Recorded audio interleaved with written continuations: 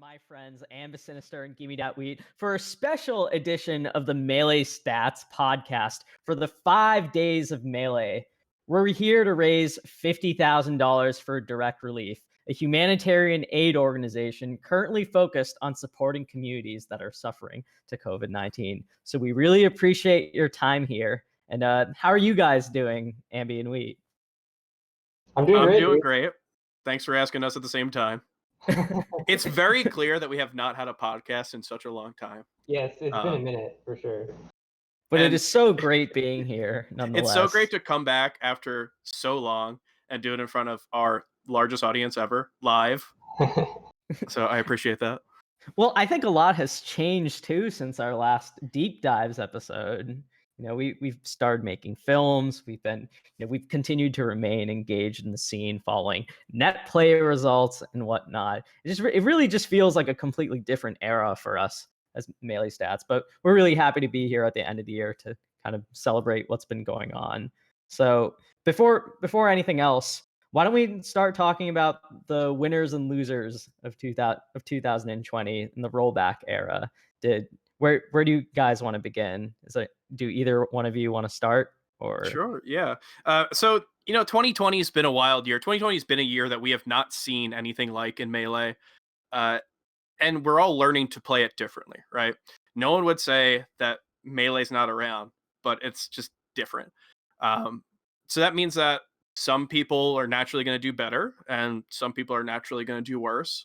So we have devised a group of people who we call the winners of the rollback era and the losers. So I can go ahead with mine. Ambi, you can go ahead with yours. Ambi, you want to go ahead with yours first? Sure, I'll go first. So I'll start with a winner because I think that's a more positive note. I do want to give a shout out to Bones Zero to Death. One of my eternally favorite players. I've been in the scene for like a really long time. I lurked on Smashboards like back in like 2007, right?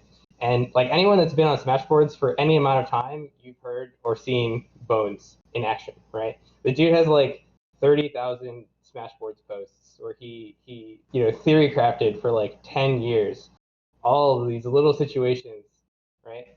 And like this entire time he's been like right at the precipice of being like a super noteworthy player, right? He would super go after like the borderline players. He would take sets off of Nagy, but he would have a difficulty with players like Warhammer, right? And rollback comes along and suddenly Bones is popping off. He's got wins on Billy Bo Peep. He's got wins on Bobby Big Balls. He's got wins on like Lod and Rishi and Ginger. And I really think that like there's like a specific theory I have about Bones, right? And the theory I have about Bones is that he's just more powerful the closer he is to his room. I think that like if you think about Bones' room, right? Like that's where he wrote like his 30,000 Smashboards posts, right? Like there's just like this mysterious aura in Bones' room, and now he can play sets and tournament there. So like it's not really that big of a surprise for me that he's doing so well, but I'm definitely super happy to see him finally live up to the expectations that he's had for himself as a player. So Bones is my big winner. So you guys, dude, I love Bones' discourse because it's so funny. People talk about how Falco is broken on that play, and they're like, if you ever see like all these like Falcos that aren't good get results, and it's just literally like people being mad at Bones. Yeah, Bones has been working so hard. Like there were people who were like delay based netcode when we had locals for that, some Falcos did better, but like Bones has consistently done well. It's so funny that like people are like, damn, Falco's too good. This guy Bones shouldn't be winning. It's like he's been around for over 10 years. It's not crazy that he could suddenly be, pretty good. And with Bones, I think it's particularly interesting even on LAN because he has been gradually improving. Like I remember when I was just getting into the scene a little bit more, like he took a game off Mewtwo King, and I remember watching him thinking, "Oh wow, who's this Bones guy? He seems pretty good." And you'd watch him against top players and he'd take them close, or he'd look really good, and then something heartbreaking would happen in game 3 or game 5, right? Like that used to be the Bones classic, that he would take a really good player to game 5 and then lose, get sent to losers and get upset or something like that, right? But like if you really do look at his results, like his major results and kind of his activity, like it's not like it's not like he's never not improved, right? It's just competing is really difficult. He's always improved at his own rate. Like last year, I remember I believe he beat Hugs at SmashCon. I think it was, and it's not like this improvement came out of nowhere. So it is kind of nice to see Bones get a little more recognition, even if, as we like you said, sometimes he's kind of like he's seen as this figurehead of, oh well, Falcos are just doing better on net play. They don't even mention him. They say Falco's Yeah. broken, and it's like clearly you mean Bones. Like, be honest here. Speaking of Falco, Ambi, I think you have another thing that kind of connects with this theme. So the opposite of this, right? My first big loser of the net play era, I actually think is Ginger, and it's gonna sound ridiculous because You're gonna have to explain this. I want to Yes. hear this so much. If you think that Ginger is doing really well on net play, I think you are erroneously looking too hard at his actual non-rollback LAN results from before.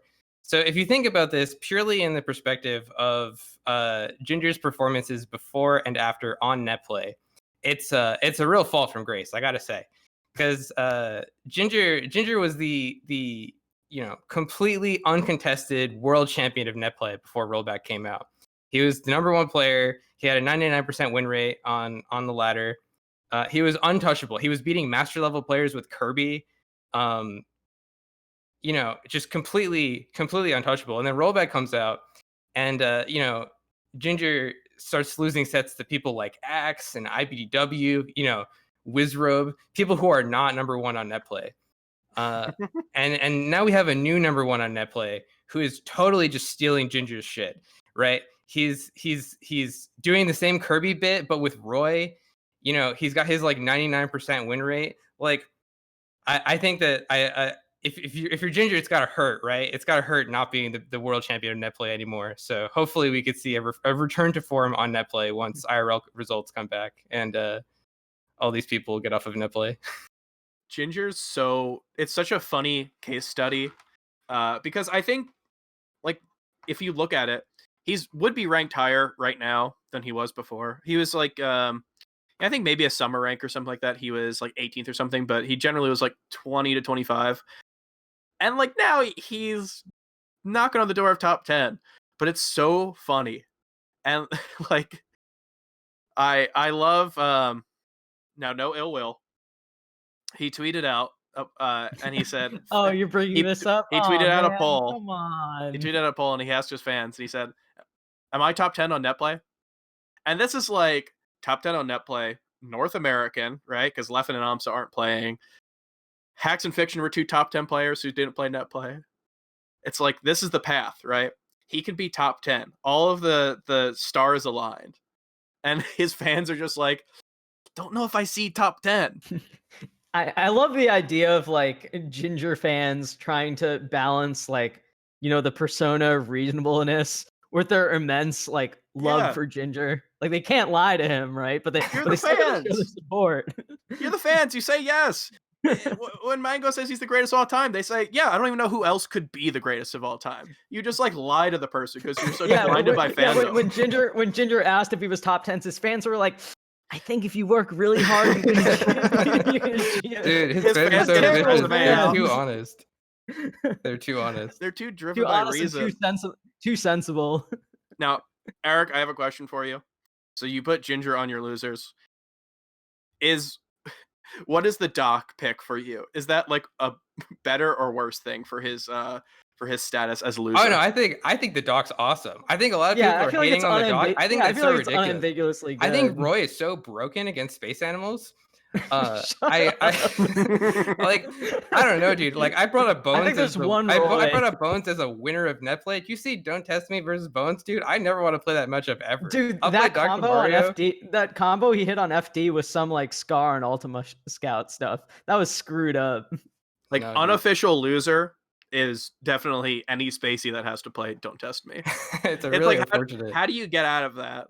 It's like you beat HBox, and then you gotta play Zane's Roy and you lose. It's like it's rough, dude. How do you do that? Edwin, do you have any winners and losers? Yes, I do actually. So to start off on a positive note, I want to bring up my biggest winner of 2020 rollback era, and 2020 really in general.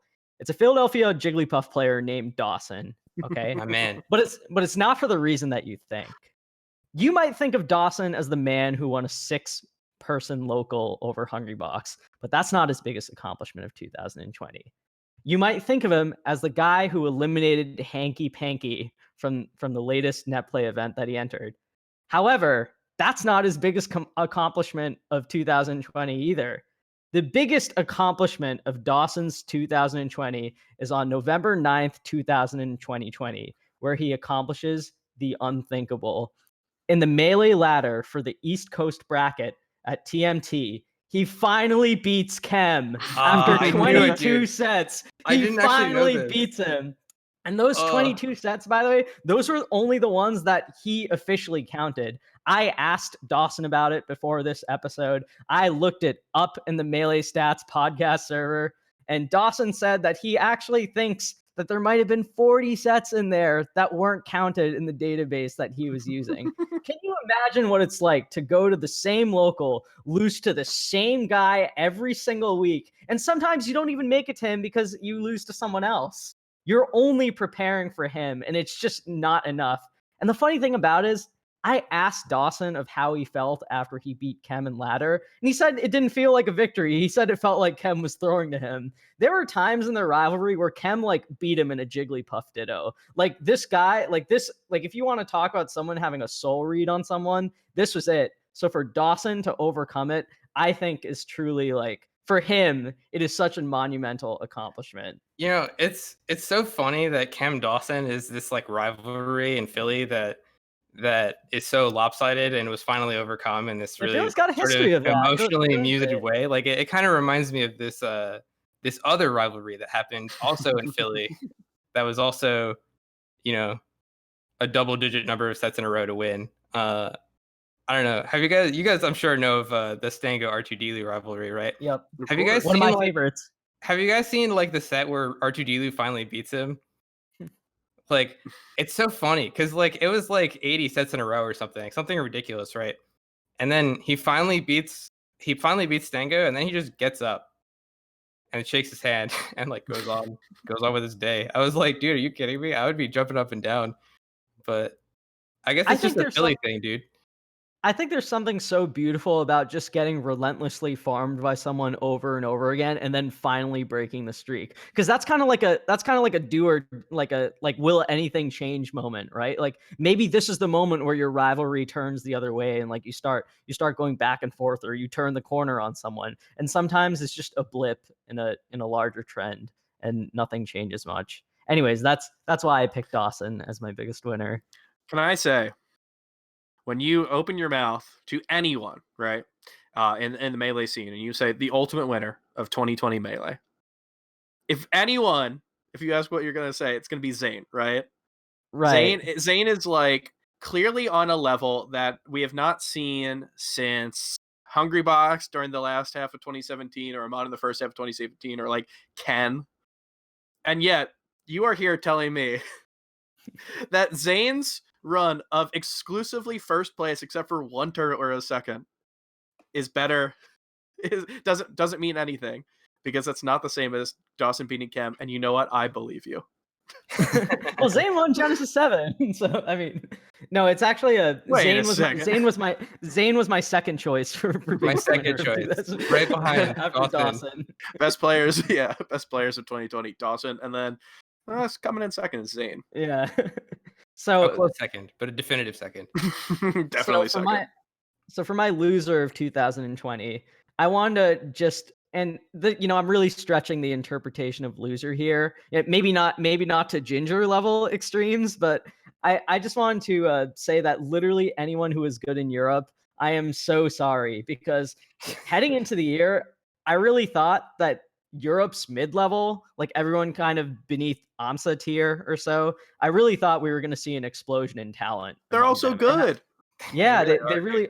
I mean, just look at what happened today with Pipsqueak, right? I've never seen Professor Pro lose a Fox Ditto so badly in my life. Like this dude death touched him off every opening. And that's just one guy in Europe, right? Like there's Solo Battle, there's Frenzy, there's Mackenzie, Lavinji, Rix, Ja Raiden, Kinjo is another really impressive player that I think has a ton of potential. Same with like Idzar. One of the coolest storylines is that I thought these players are going to travel a lot more, but because of circumstances outside the game, pandemic and everything, they are getting such good results against each other and against the rest of the field, and they're getting It's such an interesting region. It's so Yeah, sad.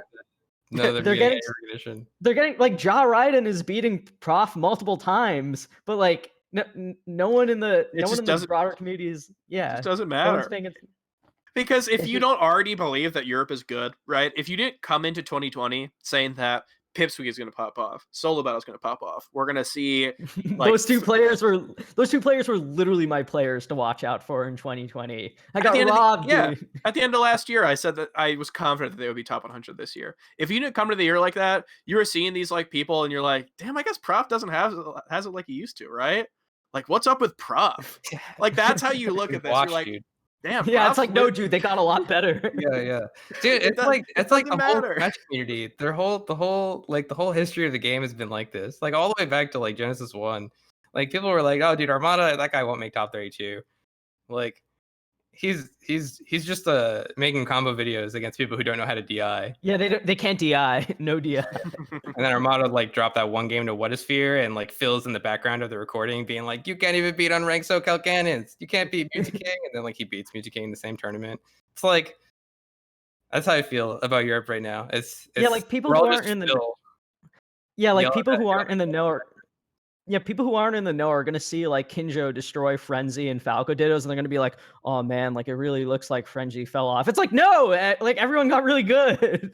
Yeah, how are you supposed to like say that Kinzo's good without someone being like, I don't know any of the players you're mentioning? Yeah, It like- sucks. So that would be my pick for. And I mean, and the fact that like when we are like Zane's definitely number one, Mango's definitely number two, we do this thing, and it's just like Leffen cannot be here. Like I know we're kind of talking about all the up and Yeah. coming players, but like we got to think of that guy who literally could be number one, right? yeah. Well, I mean, this is another like interesting thing, right? Because you're absolutely right that Leffen could be number one, but I feel like because of how good he is, it gives this weird perception that like it's a bad thing that the rest of Europe can't beat his Sheik, and it's like no, Leffen Sheik is actually like really I damn think it's solid. really, really good. Yeah, like that's not a bad. Like if you can't beat Leffen Sheik, that's not a bad thing. Like, Yeah. I don't know. I actually think Leffen Sheik is like once IRL events come back and we get to see more of Leffen Sheik against Marth, Yeah. I think it's going to be like some stuff that people have never seen before. I think it's going to be ridiculous. I think I don't know. I've seen enough like duck videos of like stuff that Sheik is not doing in the current meta to be like, dude, Leffen with Sheik would be so insane. Like I'm just Dude, remembering all those arguments that Leffen had with Duck about like whether or not you could react to like Samus F tilt or not. And I'm just like, wow, Duck is doing such an amazing job with Sheik. I'm like, oh, Leffen's playing this character now. This is gonna be pretty scary. So I think that I'll never forget DMing Wheat after like we were both watching Leffen Sheik versus Zane Marth, and the level of gameplay was so high. I just DM'd him because I was just like so in amazement of what I was watching. I couldn't believe Leffen Sheik had gotten good so quickly. I was like, dude, this is the highest level Marth Sheik I've ever seen in my life. Like I've never like I remember 3 years ago watching like PP versus Mewtwo like from that Xanadu and thinking that was like the apex of Marth Sheik, and then watching Zane versus Leffen's like his new character, it just like all dawned on me how high. Now I don't know if it's better than Plup Sheik, but I remember just instantly thinking like this is the highest level Marth Sheik play. It was maybe a little ridiculous. We made fun of you for that. I remember that. Dude, it was so good. I mean, though. Like, I couldn't deep down believe agreed. it. I made fun because I saw too much of myself in him. Speaking of myself, it's time for my section for winners and losers. I'm gonna keep on the trend. We mentioned Dawson, we mentioned Bones, we mentioned 2 unranked players, 2 not top 100 players. I'm gonna mention a third, Android Zero, a player that for Like before COVID, Edwin and I referred to him as the best player on earth. Like, you literally cannot defeat Android Zero. He'd get like 13th at a Friday night turnip, and I'd be like, damn, how did they beat that guy? He's literally unbeatable. The great thing about him, so he's got like a ton of good results, right? Like all these top players he beat. And he had that really good run that got him into SCL, the first week of SCL. That's all great. What I think is the best thing about him is that when you watch him play, he's actually cool. Because if you watched him play before, he was like, imagine taking everything cool that Wizzy did and just being like, I don't need that. Let's take that out of here. He was just like a tech chase machine. It's like if you ever see VODs of Solo Battle from when he first switched from Smash 4, it's like someone who thought Hungrybox was cool, but like was too risky. And now you watch both of them, and Android Zero is just like, I guess I'll just Falcon kick here in this tech chase. I guess that's what I should do. I guess I'll just charge down smash at the ledge. And then Solo Battle is like, you know, edge canceling dares into rest. Like the evolution of them, not only in their skill levels, but in just how they went from being like, no offense to anyone, pretty lame, to like some of the most exciting players of their characters. That is, I have a ton of respect for that. Yeah, Android Zero is nuts. I have this theory that if you like merged Android Zero and Panos, you'd get the best player on Earth. Right? I definitely think that they're like that's a very like funny the yin and yang comparison. of each other. I think it'd be really funny if they merged together and became one player. You ever seen Android Zero stream? He'll just like play in bracket, and he'll just like destroy whoever he's playing against. And then in between matches, he'll like, what do I do? And he'll always just watch dash cam footage on YouTube. And he'll be like, damn, they shouldn't have break there. Just like analyzing like who's at fault here. It's amazing. It's God, such VOD review, yes. such a great stream. I can do a loser, but I will say wait, quick thing about Android Zero. I think the one bad thing he had all year was losing to Smash Daddy's Link. Ooh, that's a rough one. It's net play. You don't count the last couple. Fair enough. It's like look, he's still the best player. He's still the best player. Still in the the best world, player in the world. so. Still impossible to beat. He's no bees, but he's pretty good. Dude, I would love like in the middle of like June. I can't believe I'm nostalgic about this or whatever. Like pre rollback net play or whatever. I remember seeing like a bracket of grinders like on the West Coast, like, you know, all your typical like borderline PR, like high level, like Arcadian, like regional Arcadian type people. And I'd see Android Zero in the bracket. I'd be like, oh, dude, Android Zero is going to whoop everyone. Like, I've never seen a more free bracket for Android Zero. And he would just always win them or would do super well. That's when I started thinking like this guy is super legit. And he just like got better throughout the year. All right. I mean, hey, best player in the world. I agree. Can't beat him. My loser is actually, I'm going to do two in a row because they're kind of tied together. My loser for 2020 is Hungrybox. It's just like, you know, I want to try to not show as much joy when I say that he's losing to every single person who's ever been PR'd in any region. But that's what's happening, right? Is like, we're watching his stream and it's like, okay, damn, this guy is like mid-level PR in Alberta. I think he's going to beat Hungrybox. Yeah, it's like you see Quaff take game one. It's like, are you serious? Or something like that. Dude, I see like any random player line up, and I'm like, this could be it.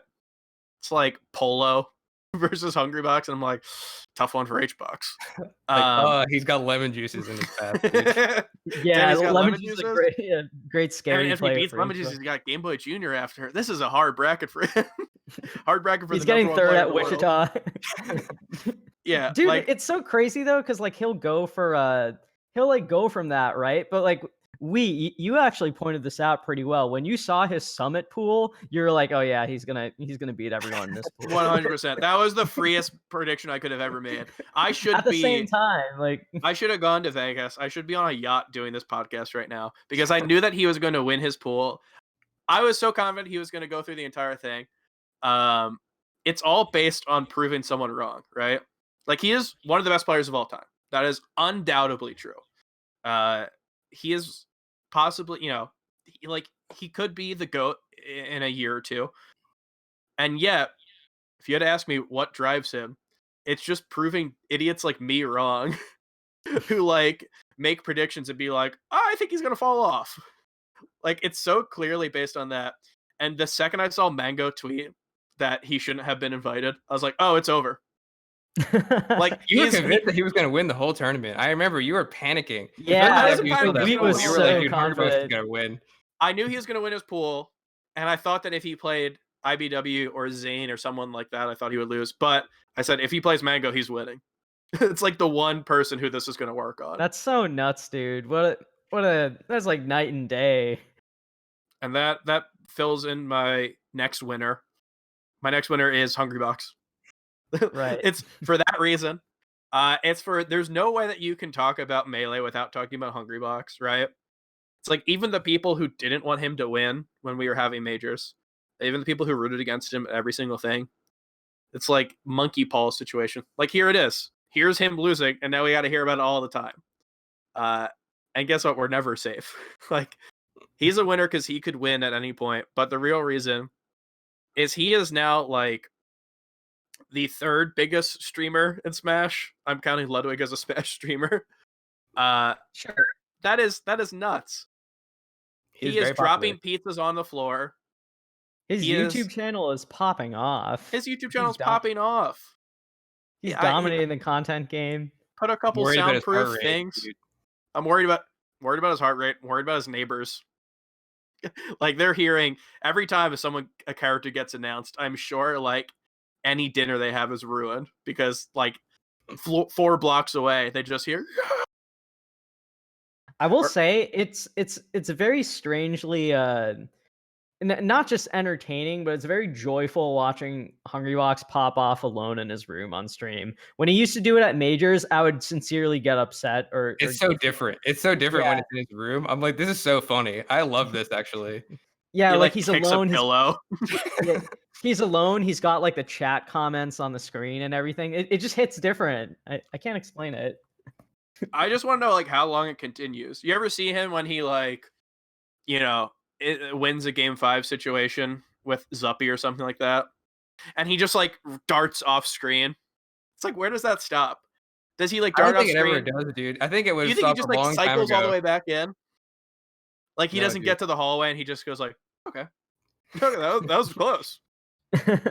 You think he zips around the entire room like Roadrunner or something? And the one against Zuppy, you actually can't see his face. Like when he's playing the game, his face is off camera. But I don't know if he like noticed and didn't bother to change it, or if he just didn't notice it at all. So like when you pop off, you can't actually see him like react for the first portion of it until he like moves his head back into the frame and like faces at the camera. It's a beautiful pop off. For sure. I want to mention to the fans really quickly. So at the end of the show, we're going to have a segment where we read Q&As. It's a $10 donation to Direct Relief. So you are going to do that. If you want us to answer a question, you can do that and just make sure you put your question in there. And then we'll be reading that in the last 15 minutes. Yeah, make sure you put it in the donation comment if you want your question to get read. But yeah, our dumb thoughts on everything. I think this is a good time to transition to our next segment. So all right. So for those of you familiar with the show, you'll know what the Melee Stats speed round is. Basically, I ask a series of 5 questions. I ask 5 questions. Each other person on the panel, so in this case, Wheat and Ambi, get 30 seconds to answer it. And the person with the best answer gets the point. And the person with the most points at the end of the speed round gets a minute to talk about whatever they want. Sound good? Are you guys ready? Yeah. All right, let's go. Let's start with the Melee Stats speed round. And a heated rivalry for those who might not be familiar with our podcast. This was the Michael Jordan. I was going to say the Michael and Jordan. The Michael and Jordan. This is the Michael and Jordan. The Michael Jordan, LeBron James. I know that's not a rivalry that they didn't play together, but yeah, actually, I think I'm more Will Chamberlain. So, which of you wants? I should have said Mango Armada. Which of you wants to go first because you'll just alternate? It's not really pick. Okay, sure. You're gonna go first and then we'll alternate between questions. Okay. I'm ready. All right, let's go. Who is the second best Marth main right now? It's both LSD and he's also they're also like the 12th best Marth main. It's like if you look at results, it's LSD, and then if you talk to the people who he beat, he is not PR level. Like they're literally the worst player who they've ever played, and they just got 3-0'd. Okay. So LSD. I think it's Mango. You guys don't know how good Mango's Marth is. I will say this at every opportunity. Mango has always been the second best Marth, no matter how good the best Marth in the world is. Like when best a new Marth person, changed. yeah, when a new player becomes the best Marth in the world, the best Marth in the world before becomes the third best Marth, and Mango's Marth is the second best Marth. If you guys haven't watched the Mango Lucky Pride set from like 11 years ago, you should just go watch that right now. All right. Is there anything else you want to say? You have like 5 seconds. No, Mango's Marth. Okay. Wheat wins this round. It's fair. LSD is a good answer. Okay. Which player has the better 2021? Hungrybox or Bobby Big Balls? Ambi, you go. So I think that you need to stratify this question along financial and bracket result based concerns. I definitely could see Hungrybox even going so far as like retiring in 2021, whereas like Bobby Big Balls is like going nuts. I also think that Bobby Big Balls is gonna suffer the more cartoonish losses throughout the season, but I could definitely see Bobby Big Balls doing really well, especially if IRL events take a really long time to come back and like come back like sort of slowly. I definitely think that Hungrybox is going to make $1 million in 2021 through like endorsement. He's going to get like a Nike deal or something. All right, so your pick is Hungrybox? Yeah, for financial reasons, I'm going to say Hungrybox. Okay, cool. You got 30 seconds. Ambi, we were of one mind on this one. Yet although I do agree that Hungrybox is going to make $1 million, how do we define success? Is it by financial success? Do you have to make $1 million a year to be successful? And I know that Edwin hates capitalism, notoriously anti-capitalist Edwin. So I have to say it's still HBox. Even after all that, it's still going to be HBox. He's going to get 5th at like 2 events, and we're going to be like, oh, he's done. Okay. And then he's going to win you win 10 this in a row. round also. 2-0 so far to Wheat. Okay. Next question. What month and year do we have our first LAN major back, and how many people enter the tournament bracket? Wheat, start off. Damn. I mean, that's a tough one because it's like, how do you consider a major? Generally, what we consider majors is based on number of attendees. So that's kind of a hard thing to quantify. It's going to be in March 2022, I guess. And it's going to be it's going to be like 90% more spacies. 90% more spacies. 90% spacies. I think it's going to be all people who are like, it's still not safe. Like, we still shouldn't do it. You got like 5 seconds. And they're just going to be like, I'm betting it all in red. Like, I'm going to go there. I'm going to sip Faderade, pass the bottle over to my other Falco friend. Okay, Ambi, you go. Yeah, I kind of am on the same wavelength as we here, except I think that people are going to try to get it a lot earlier than 2022. I think that that's probably like a little bit too well-informed, safe option. I think it'll definitely be more in 2021. So not very much. You're going to get like 500 people in 2021? Yeah, it'll be very controversial. I think that like it'll happen in 2021. I think a bunch of people will go. No one will wear masks because they'll be like, oh, I got the vaccine. What month and how many people do you think enter bracket? Let's do 530 people, and it'll be in July. Oh my goodness, that's horrifying. Okay, Yeah, Ambi wins this round. Yeah, I also didn't answer like how many people would be there, so yeah, that's fine. Okay, It's not next fun, I lost. question.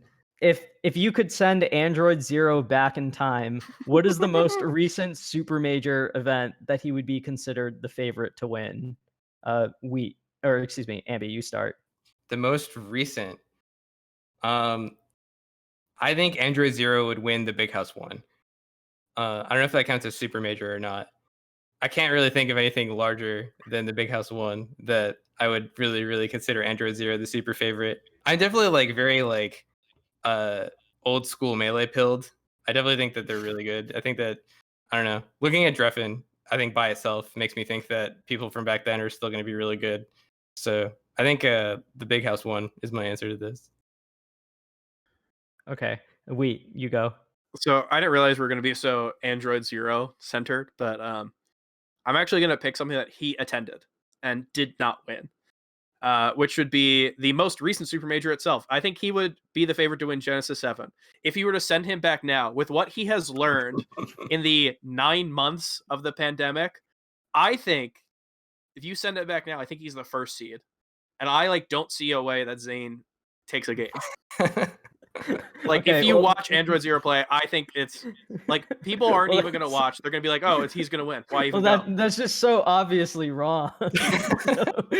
so No, I mean, so did he we're go at to a time- Genesis we're at a- 7? Yes. Did he win Genesis 7? No. But Okay, so- Android Zero in December 2020 would have rocked them. It's Okay, clear. so we're at a tie game going into the final question of Melee I Stats. deserve that point. In 2021, Zayn reveals that he is going to destroy the planet. The only way to save mankind is if one person can beat his Roy in a best-of-5 world annihilation match. With the fate of humanity on the line, who do you send to defend the planet against Don't Test Me? Wheat, you start. I think this is Marth main propaganda where it's all about Zayn having the keys to destroying the world. I'm gonna say Ginger's Doc. There's something about you have the power when you are a Roy who is beating Falco. It's like you can win, and if you lose, you still win. Yet when that person picks Doc and starts beating you or going even, it's like, what's your thing here? You have lost. You are now playing Doc versus Roy. It doesn't matter who even wins the set. At the end of the day, Zayn has lost. All right, Ambi, you're So concluded. I think my answer depends on whether or not you allow human opponents and also non-human opponents. I think if you limit the question to human opponents, I actually think that the best answer is Bambi. Bambi definitely has a 100% win rate against Zayn's Roy, as far as I'm aware. And I definitely think that Zayn will spend all of his time preparing for actual characters. That it'd be pretty difficult for him to beat Bambi. If you allow me to pick a non-human pick, I actually you got pick 5 seconds. X-Pilot's melee bot Phil. Easily destroys Don't Test Me. 100. All right, Ambi, you have won Melee Stats speed round. So with that said, you now get a minute. This is rigged. It's a little bit rigged. Now get a minute for your moment of fame or whatever. Okay, I should. just rant. Hold on, let me get my minute. I think Latin America is so good. I think Latin America is so insanely sick at the game, and if you don't follow Latin American players, you are messing up big time. I think that Kata has wins on Kobel and Yeah, Kata. Lag beat Kodorin with Roy. What? Yeah, Lag is a good pick for who would have beat Roy. Or Yeah. Zayn. Kata beat Zayn's Roy. That's nuts. Yeah, Kata would have been a good pick too. He did lose to Zayn's Roy though, so Yeah, that's true that he dropped a set. So maybe humanity on the line, not so. But yeah, that's all I wanted to say. Let's go Latin America. You guys are sick. Okay, why don't we go through some donation questions? I'll read them out loud. Question 1, $10 from Anonymous. Thank you. Hey guys, love that we are supporting charity. What are your guys' favorite guilty pleasure characters? Mine is Bowser. I don't know which of you wants to go on. I think we talked about this beforehand. Edwin's the person who I play most ever since Slippy came out, and it's exclusively guilty pleasure. There's nothing that's not guilty about me playing Edwin, because it's me playing Puff and exclusively going for rest, or it's me thinking that my Game & Watch can beat his Falcon. It's it's all very dumb. It's very 4 a.m. right before day 2 of a major. Well, I'm playing at 4 a.m. and you're playing pretty lucid. You're just yeah, you're double lasering my Game & Watch or something. But lucid, you mean I'm looking at the screen? I think my pick would be Yoshi versus any other Yoshi while we're drinking Faderade. That was a classic from in-person events. If you saw me with Faderade in my hand, you were taking a sip and we were going to Yoshi Ditto. That was how it was. That's so scary now. That's a very scary COVID future. Everything about that So sentence wild. is scary. Yeah. I definitely think mine. So a little while back, I know it's not gonna like this answer. A little while back, I modded the game. Oh my god! So Bowser has this move called Koopa Claw, which grabs the opponent and you can chomp on him a bunch of times.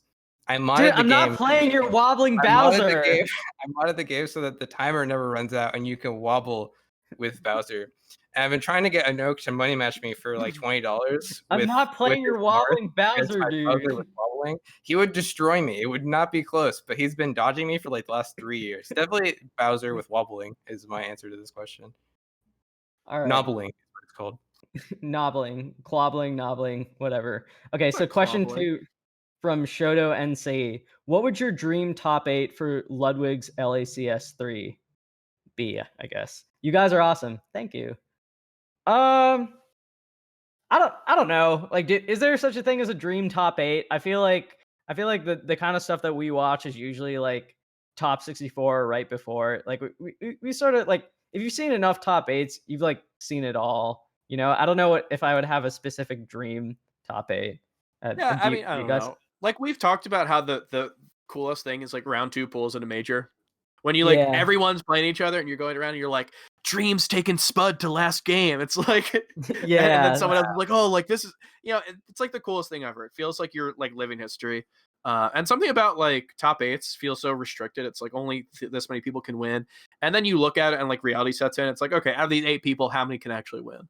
I would say my dream top 8 would be like Leffen, Amsa, some weird thing where somehow we're able to like connect to like places that like we can actually have Sweden versus Japan net play. So that's I guess that's a good answer. I think my dream top 8 is 8 Falcos. I think that would just be so funny, right? And like we have none of like, them are we have, like, bones. new. Well, we gotta have bones in here. We gotta have like Nude, Slow Bones, King, you know, Slow Kimzo. King. We'll have 8 of them, dude, and they'll all be somehow in top 8. And I don't think that's ever happened in history, has it? Like 8 players at a major tournament all being the same character. Like, I think that'd be really funny, and for it to not be Fox would be extra funny because like everyone circle jokes about that. Okay. 8 We're Falcos. not ready for the Kotaku articles. We're not ready for the discourse and the new tier lists. Boy. So question 3 is $20 from Algebra 123230. Thank you, Damien. Whoa, shout outs. Yeah, shout out to Melee Stats. Which retired top player will return to Melee first, if any? I think Hungrybox is coming back. He retired for like a week. That doesn't count. I think it's like Duck, right? Like we see Duck do this whole thing about he's retired and he's having fun cooking spaghetti carbonara or something like that. But I see those Sheik videos. I see those things where it's like, actually, if you run off reverse bear, it's like, all right, man, it's only so Duck much is a pretty good longer. answer. I mean, I'm gonna actually, go with think it's Ice. fiction, but Well, Fiction's he's playing. he's retired. He plays Falco now. Playing Falco's Dude, he's beating I Bobby. don't think he he's beating considers himself Bobby. active. He's Maybe beating I'm wrong. Bobby. Maybe he does and think he's Falco active. dittos, dude. I think he's really good. I would guess Ice, honestly. Maybe seeing Europe get a lot better. Maybe he picks up the motivation to start competing again. Yeah, it's tough, like considering what's retired in the Slippy age, right? Like Hax is retired, right? He's entered like 2 tournaments since Robot came out, so that's basically retired. But I think if we start having real tournaments, I think he would be there all the time. So I think it's hard to describe like what retired is in the sense of Slippy. But all good answers. And shout out to Damien. Question 4, $20 from Curly W, a Melee Stats patron. Thank you so much. As the Slippy team continues to work on setting up the long-desired ranked queue, what is wrong with Call of Duty players and their hatred of skill-based matchmaking? I'm actually not qualified to talk about this at all. Do you two have any thoughts on this? I'm not getting into this. I don't want to get too deep into it. I think it's reasonable for there to be an unranked queue that isn't matchmaking based. I don't know. I'm not too deep into Call of Duty or like that whole genre of gaming in general, but like I don't know. If you want to like test out a new character, like I'm just thinking about it from like the perspective of a Melee player, where it's like if I'm playing ranked and I want to like play Falco, like I don't want to play people that could beat my Fox with Falco. Like my Falco's bad. So I don't know. Maybe there's something to be said for it. I don't play that game, so I can't really say. Do you have any thoughts? Or I no? think this is so. You mentioned Carly W, a friend of ours. I think this is just a way for him to set up in a situation where not only are we hated by members of the Melee community, but now we can be hated by members of a different Dude, community. I don't want to be hated by members of the COD community. They're gonna like insult my mom or something. Like those guys aren't just dare gonna tell they? me. Yeah, those How guys can aren't you just gonna believe tell me it? I'm wrong. They're gonna like insult my family and shit. Yeah, so we're Okay. all respectfully not answering this question. Yeah. All right. So question 5, $10 from Anonymous. Thank you. What is the funniest or strangest tag you guys have seen on Unranked so far? There's a couple I can't say. There's a couple I don't know if I can really say it out loud, but there's a few funny ones. Like I like the ones that have some kind of like they incorporate like a character's name into like the name of like a celebrity or something. Like I've run into Karl Marth before, which I thought was Is that thought was you? pretty. Aren't you Karl Marth? No, I'm not Karl Marth. That's not me. Are you sure? I No, could've it's sworn I not seen you me. play under Karl Marth. Like No, I'm it's sure not that me. every single combination of someone like Karl Marx plus a Melee character is Edwin, but somehow Karl Marth I don't think is. Somehow. I ran into Reed Lennon once. Yeah, I thought ran was into that pretty guy too. funny. That was what I was about to say. I ran into that guy. He had really bad internet, and then he disconnected from me, and I was like, oh, okay. I guess That's I guess basic. I guess he needed to seize the means of internet. Sorry, my bad. No, this is what we expected from you. yeah, it was sort of the free space. Yeah, that doesn't count as a rant though. Come on. Everything you say is a rant. I only got I was playing on Wi-Fi until like this week, so I actually don't play on Unranked because why subject someone to that? So no answer. What do we got next? Dude, this is Question 18 number- reviewer. 18 reviewers. Oh hell yeah! These are 18 Robbie and reviewers. Andrew. Let's go. Prior to the nuclear $10. apocalypse, what was the 2020 Melee top 5? The reason 18 reviewer is asking this question because after Genesis, literally one tournament into the year, 18 reviewer posts in our Discord a list of his top 10 top 10 players in Melee, and I flamed him so bad for it. I was We all like, get dude, on his case. there was one tournament and you're already making a top 10 list. There's no way you could make this accurately. There's literally no way that the entire tournament infrastructure just stops and collapses. And there's a need to actually make an offline 2020 ranking based on one tournament. You're insane. This is ridiculous. And then the nuclear apocalypse did happen. And now I'm the one that's wrong. So rip me, I guess. It was a hard read.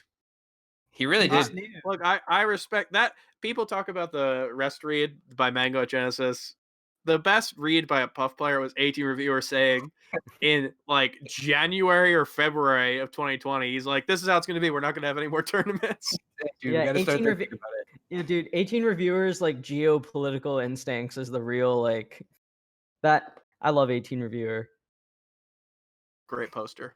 What? Any other questions that we God-tier got poster. from any donations? None so far actually. I have some stats about Zane we could talk about. I guess if we have a little bit of time. That's the most I know like this is the Marth most main thing. Yeah, I know it's the most You, like Marth you, thing. in you the- roll up your sleeve. It's just like tattooed on you like Memento. Yeah. It's like his win rate on FD is 85%. It's probably higher Yeah, than 85%. Jesus. So I actually think this is like kind of ridiculous looking at it. So obviously we're on the same page that like rollback is never going to be the same as CRT, but I think there's something to be said about just like I looked into Zane's stats against like the rest of his peers that he's been able to compete with, like including exhibition matches and stuff in rollback. And when you look at it, it's really like I don't think I've seen like it like last year I used to tell people, right? Because I had a whole series on this, or like earlier in the year about like peak primes, right? And I think for a long time, like Eric, you and I have talked a lot about like how absurd like the pound era of Mango was, right? The fact that he would like farm a really good player like Zoo with the secondaries and stuff like that. And I feel like for the first time in a long time in Melee history, we're seeing something kind of similar where one guy is just like so much better than his peers. And just kind of like quickly recap some stats for online events, like including before rollback and after. He's 6-1 against Mango, 3-0 against IBDW, 3-0 against None, 1-0 against Leffen, 1-0 against Wizrobe, 2-0 against S2J, 2-0 against Spark, 1-0 against Captain Face Roll, 3-0 against Plup, 2-0 against Hungrybox, and he's 2-0 against Ginger with Marth. So like when you count all those sets together, that's like 26-1 all on online, and including just rollback, that's 19-1. Like I don't think I know Armada had like really like had that stretch of time where he just kept winning tournaments, but he would still like drop sets, you know? Like this is like a stretch of what, 9 months where a guy has played countless sets and lost one of them with his main character. Like I just think it's so it's so strange because like Wait, how did he lose one? He lost a tournament. Oh, it was the single No, with elimination. Marth. Yeah. It was the one game or the one set. Yeah. Like I think Yeah, it's so I don't know. I think that crazy. my take on this is I think it is a little bit deceptive, right? I do think Well, that not it's just like because of rollback, right? Like it's a limited I think competition. it's deceptive because of the player pool. Yeah. Like I do think that you know, he's done very well against Mango, who is he's done very well against IBDW. I think that like all of the sets that those two have played with Zain have been like really, really tight for the most part. I think that he hasn't really played Leffen, at least in like what I consider like a pretty reasonable lag environment. Like I know that they play 3-frame all the time, but like I don't It's know, not like the you're same, right? starting to divorce from like what's the tournament standard at that point, right? So like I think that when events come back and like people are actually playing in majors, I do think that Mango and IBDW are still in striking distance from him. Like I don't think that I think those records are a lot closer than they show, just from like a, you know, pundit perspective, I guess. I think that Leffen has a really good shot against Zain. I think Amsa could still be a problem for Zain. I don't know. I don't really consider. Yeah, you know, I don't really consider Zain to have completely solved that.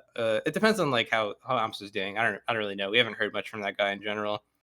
Well, what do you guys think about Axe? I think if you asked like a normal Melee viewer, like the average Melee spectator, who's the biggest roadblock to Zayn's success, I think a lot of people would say Axe. Right. What do you guys think about him coming into whatever, you know, 2021, 2022, whatever we're actually going to have in-person events at a consistent rate? What do you think about that? Yeah, you know, I actually have the opposite perspective. So I like those of you who are familiar with our show from like way back when Zayn was super up and coming. I had this like sort of running bit that Zayn was only good at one matchup. And then like before he over was time, suddenly not. It also wasn't a bit. It was your opinion. well, it was kind of a bit. It was kind of my opinion. But I do think that something that's really striking is that he's slowly just added different matchups over time, and he's like one by one fixed them. Like he used to be really bad versus Falcon, and now he's doing great versus Falcon. And like I don't know, I think that his sights are set on Pikachu. I don't really have that much faith for Axe in the future, but maybe he'll prove me wrong. I agree. I think I don't know. Like we also used to do this podcast, and I said that given enough time, I think that Leffen would be like have no problems with anyone, right? But I do see that as something with Zayn. I think given enough time, you know, maybe first couple sets that might be something where that might be a little scary, but at worst, it's going to be a toss-up as I see it. Yeah, I agree. With how Zayn does, and the fact of the matter is that if that is your scary opponent, right? If your scary opponent is a character that kind of maybe not gets hard countered, but has a lot of issues versus a good deal to cast, then that's a pretty good thing. Yeah, like if Axe can't play Hungrybox or might lose to like Trap Lord or something, you know? Oh, so we got another donation question, also from Curly W. What is your favorite all-time Matt.Zeb set? Matt.Zeb versus Leffen. No, don't say that. That's my New England answer. I think my favorite is still the Kage one. I think it's got to be Kage, right? Yeah, I think that was so ridiculous. I have no idea why that was such a highly billed event for some reason. I still remember the trailer with Kage baring his teeth into the camera, and I'm like, why was this a thing? I don't understand. Well, to balance out being too nice to Matt, I do remember one local against Zoso. I think it was a game over where he beat him in winners, and then in grand finals before going Marth in the second set. In the last game, he got four stocked in like 26 seconds. So that would be the second thing that comes to mind. So that way you get to balance the peak with getting run over in 26 seconds. That being said, we appreciated Matt.Zeb's work on 5 Days of Melee. Absolutely. And we appreciated your time as the audience. Thank you so much, guys. Thank you for watching. I think that we'll be kicking over to Untitled's West Coast 29 after this segment. So I'm not sure who will be commentating it, but I'm sure that they'll be doing a great job. Take what we have said about all these unranked players and how good they're doing, and send it to them. and use that. No, please. Put that in your brain, and then watch Untitled 29. And take all the mean stuff that we said about your favorite players and don't send it to them Please. at all. I love everyone. Love you guys. Thank you.